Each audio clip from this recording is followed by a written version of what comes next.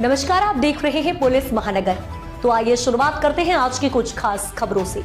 Mumbai local train blast case में बरी हुए एकमात्र आरोपी डॉक्टर वाहिद शेख ने अब राज्य में से 9 करोड़ रुपए का मुआवजा मांगते हुए बड़ी अपील दायर की। उन्होंने कहा कि यह मुआवजा उनकी खोई हुई जिंदगी, झेली गई यातनाओं और परिवार पर पड़े गंभीर असर की भरपाई के लिए है।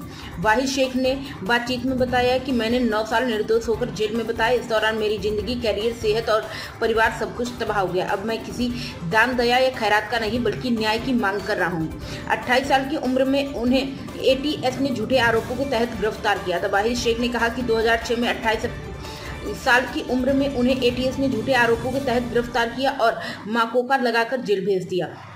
साल 2015 में सेशन कोर्ट ने उन्हें सबूतों के अभाव में बरी कर दिया।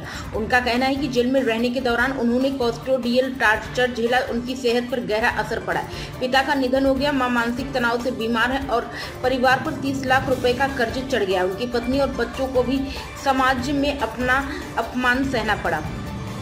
सह आरोपियों की बरी के बाद शेख की मुआवजे की मांग। शेख ने कहा यह भी कि उन्होंने इतने साल मुआवजा इसलिए नहीं मांगा क्योंकि उनके सह आरोपी अब भी जेल में थे, मगर हाल ही में उन्हें भी बरी होने के बाद यह साफ हो गया है कि पूरा केस फर्जी था, इसलिए अब उनका मुआवजा मांगना और भी जायज हो जाता है।